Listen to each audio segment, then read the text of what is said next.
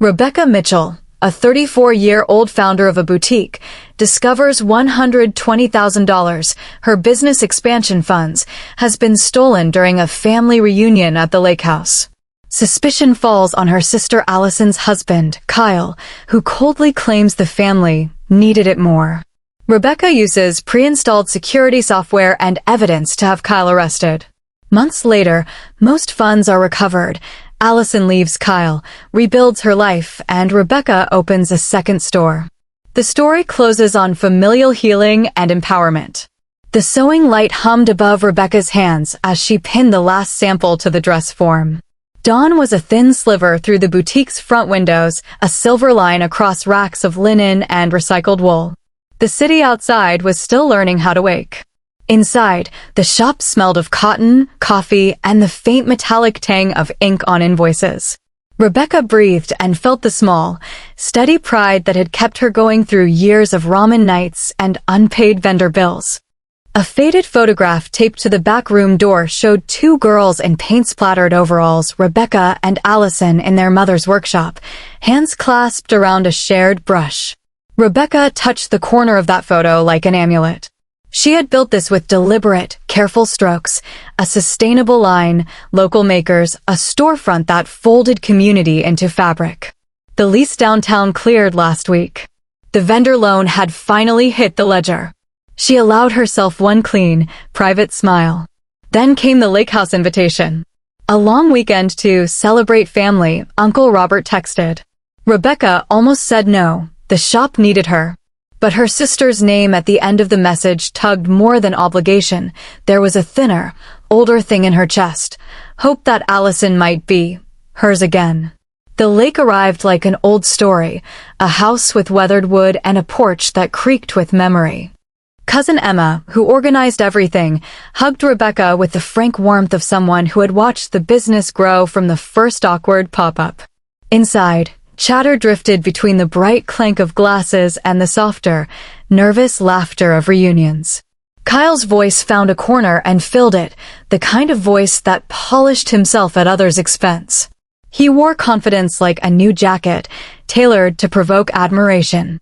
Allison appeared like a person rearranged. Her smile landed, but her eyes carried the small furtive movements of someone checking for permission. She greeted Rebecca with a quiet "Becca," as if testing whether that old nickname still fit. They walked together to the dock, and Allison's fingers brushed Rebecca's, brief, weathered, apologetic. Their conversation measured itself around small things, the neighbor's dog, a dish Aunt Patricia used to make. Rebecca wanted to ask the big question, is she happy, but the words stopped at the water. That night, Rebecca unplugged her laptop and slid it into her tote. The drive had taken the edge off her shoulders. She was ready to breathe in family air. In the kitchen, Kyle laughed and told a story about a sure-thing investment. He watched the room, the way someone who believes he can bend people's fortunes with a grin will watch. Allison laughed when he did, but it was a sound folded into caution. Before bed, Rebecca checked the bank app one more time, not out of paranoia, but ritual. The number blinking back at her was a promise. The expansion line item, the transfer cleared, all the late nights counted into progress. Tomorrow she would sign the lease. Tomorrow she would tell Allison about how far the shop had come. She slid her laptop onto the bed and left it to charge, then walked to the window where the lake mirrored the last of the moon. In that quiet, she told herself to trust that family could be ballast, not anchor. She did not know how temporary trust could be or how intimately someone could learn to cut. The lake kept still, and a faraway screen door clicked shut like fate. Rebecca woke first to a thin shaft of sunlight and the low hum of the house settling. She padded down the hall in slippers, the floorboards complaining like old people, and found the kitchen already stirring, coffee, toast, the soft exchange of small talk. The reunion felt like a film she had walked into late, snapshots of laughter, a plate passed across hands, a child's shriek from behind curtains. She moved between faces, offering a practiced ease. Later, while lining up invoices at the dining table, an alert bloomed on her phone, a bank notification. She tapped, expecting the satisfying ledger of an incoming vendor payment. Instead, the app pulled open like a trapdoor, numbers flashed and then vanished. She read insufficient funds and felt a cold trickle into her throat. Her fingers moved faster, tapping at the screen, calling her partner Claire, then checking the ledger again. Zeros spelled a word that had no place in her mouth. The room shifted. Conversations quieted into a thin, electric charge. Emma leaned in, eyes wide. Uncle Robert stood to pace, voice heavy with disbelief. Allison's fork skimmed her plate. She made a small, indistinct noise that could have been shock or defense. Kyle sipped coffee with the same slow, considered calm he used to make others feel small. He always kept an unruffled front, as if the world existed to flatter him. Rebecca pulled up recent activity. Transfers during the night, multiple, methodical. Timestamps, destination, unfamiliar. The bank rep confirmed on speaker, transfers executed from a recognized device, security questions answered correctly. This was not a careless breach. This was someone with access, someone who had used Rebecca's own machine, network, and habits against her. Her eyes drifted to her laptop, still in the bag from last night. That slight disturbance she noticed, the charger plugged into the wrong side, arrived in a new, terrible light. A small sound Aunt Patricia's gasp cut through. Who would do such a thing? Someone whispered. Kyle's face held a practiced blink. Maybe it's a mistake, he said. Technology glitches. The sentence fell like a dare. He watched Rebecca in a way she recognized now, like an assessor scoring weakness. She didn't accuse with heat. She moved with the slow, clinical precision of someone who had spent years inventorying risk. Who was in my room last night? She asked, calm, and the list of possible suspects thinned by the shock of being asked to explain themselves. Allison flinched. Kyle's jaw tightened. The house tilted toward accusation like a tide. No, Becca, you can't just, Allison began, but she couldn't meet Rebecca's eyes. The silence in the kitchen hummed like an exposed wire. Rebecca felt the apartment shrink into the size of the betrayal, a small, domestic space where trust had been weaponized. She slid her thumb along the side of her phone and thought about the security suite she'd installed months ago after a near miss with a phishing email. Silly. That precaution had felt then. Now it was a lifeline. If someone who loved you could open your life like a ledger, what else could they touch? Across the table, Cull offered a smile that was almost pity, the look of someone who believed himself entitled to forgiveness because he had convinced others of his indispensability. We needed help with the house, he said finally, drawing his rationale like a slow poison. You're the one with the business. The casual cruelty of the sentence wasn't in the words, but in the assumption. Your sacrifice is expected, your dreams disposable. Rebecca boxed the anger down and set a plan into motion. She called her bank again, insisting on a trace. Claire forwarded their vendor statements. Emma pulled Rebecca aside with conspiratorial energy. Together they cataloged every movement from the night before. Rebecca's mind mapped the room like an investigator. Who moved where, who had a key, who had whispered in what ear. Small items, an empty whiskey glass, a shoe scuff in the mudroom, began to knit into possibility. She was not ready to believe, but she was ready to act. Allison retreated into herself, a small island. When Rebecca caught her face for a brief second, she could see the outline of fear and shame, the kind of fear that looks like guilt even when it's merely survival. Rebecca reached for her hand, but it hovered and then dropped. Standing in the center of family, where loyalty was currency and history was a ledger, she realized this fight would not be merely about bank balances. It would be about who the family allowed to survive. The evening air carried the smell of pine and cigarette smoke, an unlikely pair that somehow fit the house's worn edges. Rebecca sat on the porch steps, phone balanced on her knee, watching the family diffuse into smaller groups, some earnest talk, some embarrassed laughter. Detective Harmon's voice crackled in her head after the bank call. There's a pattern, she'd said. Devices, timestamps, matches. Rebecca had told herself she would wait, collect facts, avoid letting the reunion dissolve into spectacle. But evidence arrives in its own time, and the night brought one more confirmation. Her phone buzzed. A photo sent automatically through the software she'd insisted on installing months before blinked on screen. A grainy, guiltless angle of Kyle sitting at Rebecca's bed, his face in the glow of the laptop, wrists steady on the keyboard. A timestamp 2 a.m. that matched the bank's records. Another image followed, a closer shot of his features, eyes intent, the brow of someone operating a plan he'd rehearsed. The software had been capturing unexpected logins. It took a photograph whenever security patterns broke. Rebecca's breath left in a small, shocked sound that felt both private and volcanic. She didn't shout. She folded the phone closed like a map that directed the next step. Harmon had said, "Come in, let us subpoena." But before authorities could move, the room's social spell needed to break cleanly. Waiting would let Kyle prep a story, craft an alibi, or fan Allison's fear into silence. The moment required immediate light. Rebecca rose and walked through the house like a person calling a meeting. People gathered, hovering in doorways. The mood tightened into that brittle, public hush that precedes confessions or collapses. She placed the phone on the kitchen table and tapped play on the little clip that showed Kyle at 2 a.m. The video was unobtrusive, no melodrama, just the blunt fact of his hands on her machine. The sound in the room shifted. Forks paused halfway to mouths. "Those are private property. You're making an accusation," Kyle said, the polish in his voice cracking. "You can't prove that. That's me."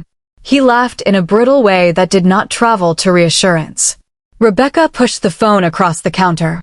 "Timestamp," she said. "IP routing." The bank already verified the transfers. Her fingers were steady. "And this software takes photos during logins. I don't know why you thought you could do this in my house." Allison's face was a map of lines, old jokes erased by new pain. "Kyle would never," she started, and the sound was less conviction than hope. Kyle stepped forward then, monumental arrogance compacted into a single movement. "We needed it," he said, and the sentence fell into the air like a vote cast for the cruelest argument. For the second time, family floor shifted beneath them as if the wording itself had weight. Rebecca's response was a quiet, mortal clarity. "You did not need my life savings. You exploited my trust." Her words left no room for bargaining. People shifted in their chairs. A cousin stood up, hands trembling. Emma's mouth formed a small, raw scream that collapsed into silence. Uncle Robert's face reddened like cardboard. Kyle's bravado started to ripple with doubt. He made a move, fast, clumsy, a hand toward Rebecca's wrist as if grabbing could erase evidence. The house breathed in. In the hallway, a heavy step preceded Detective Harmon's arrival, authoritative, composed, the sound of responsibility entering a scene that was about to be judged. She carried a notepad like a talisman. "You called," Harmon said to Rebecca, and the single sentence fixed the room. Her presence made the private public and the petty criminal into a matter of procedure. She produced a subpoena with the measured calm of someone who had seen this pattern before. The domestic, the technological, the betrayal that looked like obligation. Her voice was flat in the way legal inevitability often is. Harmon asked Kyle to stand and pointed out the bank's cyber unit had called with corroborating logs. Kyle's mouth opened and closed. The small island of defiance he had built around himself started to crack. Allison's hand found Rebecca's, trembling at first, then locking like a decision. In that touch, the story pivoted. Not only was a theft exposed, but a woman who had been silenced made the choice to step into light. She whispered, not to the crowd but to Rebecca, "I'm sorry. I didn't know how to stop it." Her voice was brittle and full of the kind of truth that can undo a whole performance. The house held its breath as Harmon began to walk through the evidence chain. For the first time, the betrayal was no longer rumor. It had become a file, a set of images, a subpoena, and the kind of paper that can anchor consequences. Kyle's face moved from anger to something thinner, panic edged with the realization that the leverage he'd counted on was lawfully evaporating. The night had shifted. The lake reflected the small strip of moon like an eyewitness to the collapse of pretense. The living room felt oddly smaller with the law in it. Detective Harmon arranged the facts with a clarity that left no room for theatrics. Timestamps, IP tracks, device IDs, and Rebecca's own security photos. She spoke without spectacle, the way a surgeon explains the incision, and every item she laid on the table carried implicit weight. Family looked at family in a new light, less nostalgia, more forensic. Kyle paced with his usual performative ease, but his ease was becoming a costume that kept slipping. "This is nonsense," he said to Harmon, then to the family, then to his own reflection in the window. He tried to thread his version, late-night accounting, a reckless friend, a misunderstanding through the sieve of evidence. It wouldn't hold. Harmon's face remained unmoved. She was an instrument, not an advocate. When she asked for clarification, Kyle's answers fragmented into excuses. Rebecca watched Allison the way someone watches a dawn break, wan and inevitable. Allison's posture had changed since the photos hit the table. Where she used to shrink at a raised voice, she now held a strange, cautious stillness. Rebecca remembered a girl at the hardware store counter, sleeves dusted with saw grain, who used to help customers find bolts and screws with steady, precise hands. That girl had been ground down gently, like sand, by years of being told what to want. Tonight, the erosion showed like a scar. Harmon turned to Rebecca and asked the question that made justice feel less procedural and more human. "What do you want to happen?" Rebecca could have asked for maximum criminal charges, restitution, the courts, a media circus. Instead, she said something both smaller and truer. "I want Allison safe. And I want what's rightfully ours back." Her voice was direct, without the performative edge social media often demands. Harmon nodded. The goals shaped the investigation's urgency. Kyle's last bid was theatrically pathetic. He looked to Allison with that same mix of ownership and entitlement. "You promised stability," he said. "I provided it."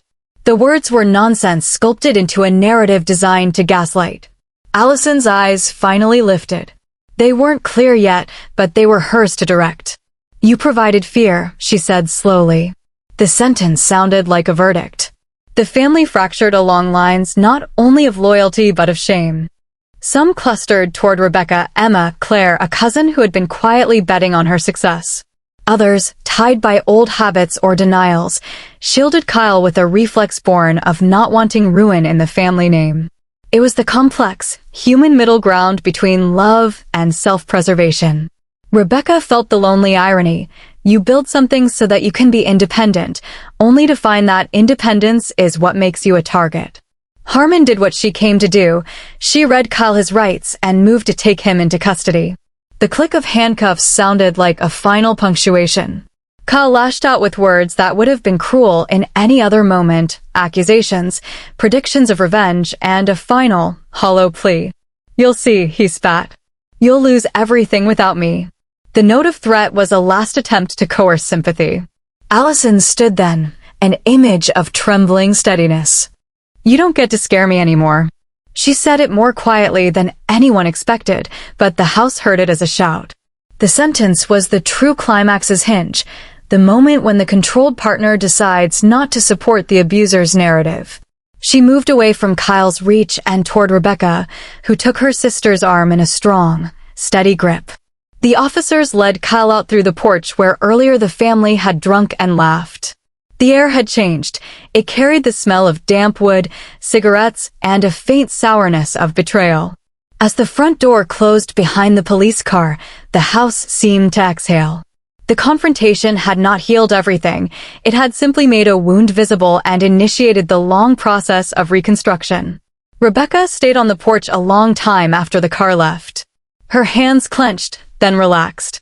She thought of the store, the lease, the unpaid invoices, and the vendor who'd trusted her. Detective Harmon promised to pursue civil restitution aggressively. "We should recover most of it," she said, but Rebecca knew legal victory would be slow and partial.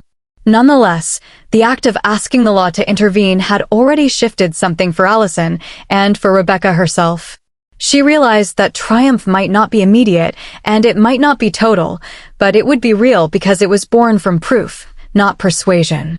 Inside, Allison began to clean up the dinner plates in a brittle, methodical way, as if scrubbing could erase the nights she had been small.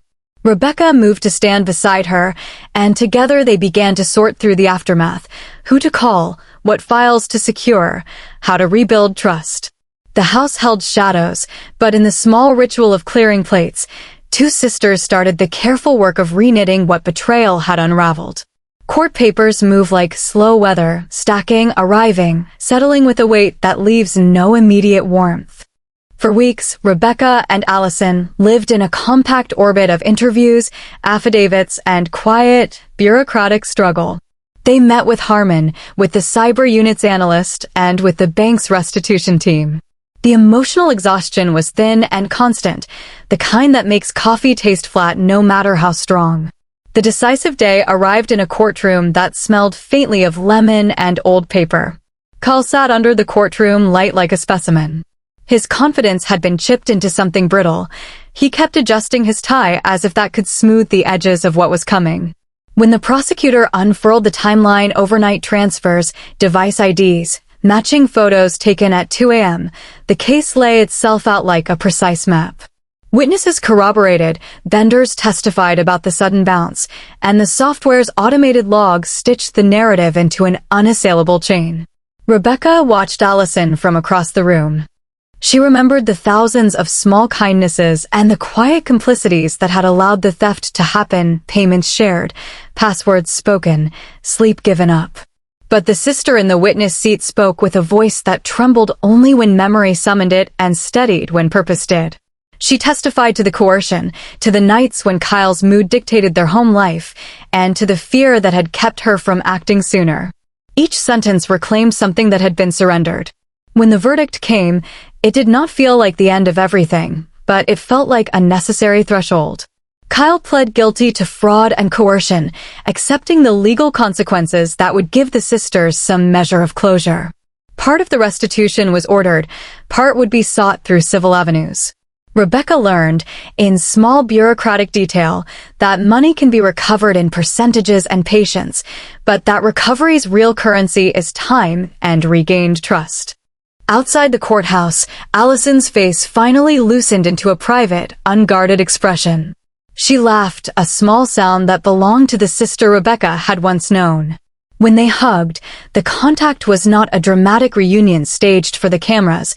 It was two bodies acknowledging the long, slow work ahead. "I'm sorry," Allison said into Rebecca's jacket. The apology was a compass, not an end. They spent the months after the trial reconstructing both ledgers and lives. The bank returned a large portion of the stolen funds. Fraud protection policies absorbed more. Rebecca established tighter digital fences, more formal business protocols, and a line item in the budget labeled Emergency Reserve that hummed like a new promise. She also insisted they meet for breakfast before the store opened, small rituals to strengthen habit, to rebuild trust from repetition. Allison enrolled in a night class and found work at a community bakery where she learned how to proof dough and find joy in the slow growth of bread. She practiced saying what she wanted in small sentences, first to order a different pastry, then to ask for a raise. Each tiny act was a stitch in the fabric of reclaiming selfhood.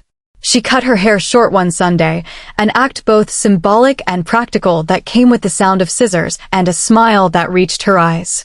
Rebecca reopened the second boutique on a gray morning with rain soft as applause.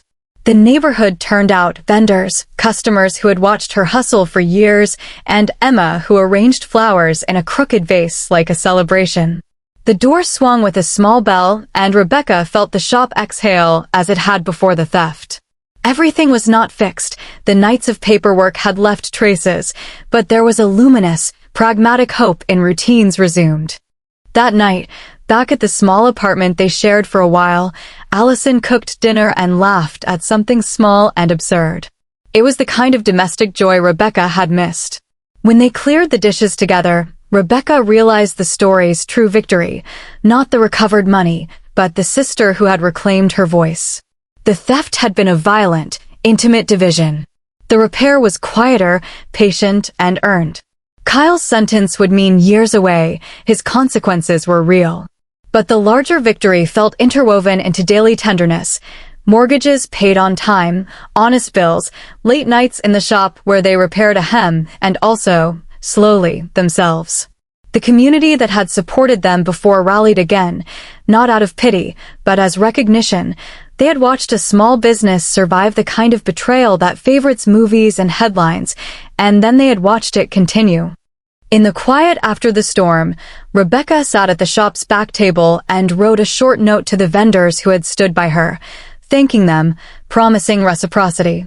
She folded it neatly, feeling the neatness like a promise. Out by the rack of dresses, Allison pinned a small name tag to a mannequin and stepped back, laughing at the pin's crookedness. The sound was ordinary and miraculous. Seasons turned the way they always did. The boutique's windows fogged with December breath and bloomed with spring light. The Lakehouse, repainted by relatives who chose to return for repair rather than ruin, looked less like a relic and more like a place rewritten. The family had renegotiated its rules in quiet, awkward meetings that had more truth than the grand gestures of the past. They learned that protection could be a promise and not a threat. Rebecca learned how to keep both an open register and a locked drawer. She learned to sleep with 2 passwords and a routine that kept her life from being an open ledger. But the harder lessons were quieter: how to soften when necessary, how to refuse when needed, and how to let Allison make mistakes without stepping in to fix everything. Their relationship settled into a new cadence, deliberate and chosen. Allison flourished in small, vibrant ways. She volunteered at the community center and started leading a Saturday baking class for teenagers who wanted something steady in their weekends. She enrolled in business basics, slow and curious, and asked questions that stayed asked until the answer felt like practice. She still flinched sometimes, reflexive and human, but the flinch shortened each month. Rebecca worked late sometimes, tending to the supply chain and the stubborn whims of customers with exacting standards. She felt the gravity of responsibility, both for the boutique and for the sister who now trusted her to hold little pieces of the past without owning them. On a quiet afternoon, while cataloging a shipment of linens, she found the photograph from the hardware store in her drawer and traced the girls' faces with her thumb. The fingers that once gripped screws were steadier now. They returned to the Lakehouse that summer, not for spectacle, but to repaint a porch and plant a small bench beneath an old maple. It felt less like reclaiming territory and more like choosing to build new memory on the same land. Some family members who had been allies before reunited in practical ways, fixing the roof, repainting shutters, while others kept their distance. That was fine. Family reformation is a messy, human project, not a tidy miracle. Rebecca posted nothing that weekend. There was no video, no caption. The absence of a broadcast felt honest. Instead, she texted a single photo to Emma, a crooked bench, and the word, "We did okay." Emma replied with a heart and a line of joking punctuation. The exchange was ordinary, private, and exactly what they needed. At night, they sat on the porch and sometimes spoke of the past in fragments. Allison told stories about the bakery's first sourdough that rose like a small, defiant thing. Rebecca talked about a fabric merchant who had once given her an extra bolt of linen for free. They let the conversation skim over the dark parts like stones across water, not erasing but offering smoothness. The final sting of the theft, what money was unrecoverable, what nights were stolen by worry, left its traces. But its shape changed. It became part of a larger narrative of survival and of setting smarter boundaries. They learned that trust could be fragile and that forensic proof could be a kind of grace. Above all, they learned that the work of rebuilding was a daily, human routine rather than a single sensational act. One evening, months after the reopening, a young woman came into the boutique and asked if she could help steam a dress for display. Rebecca watched as Allison showed her how to use the iron, a small instruction, a patient hand. It was the kind of ordinary mentorship that felt revolutionary. When the woman left smiling, Rebecca looked at her sister and said, "You look like yourself." Allison smiled properly this time, the kind that started in the eyes and settled into the mouth. "I feel it," she said. The light on the rack glinted like a quiet applause. Rebecca opened the shop door for a late customer and, as the bell chimed, felt the normal weight of living, bills, customers, joy, work, settle into a rhythm that was hers to keep. Outside, the city moved on. Inside, 2 sisters stitched a life that no one could steal again.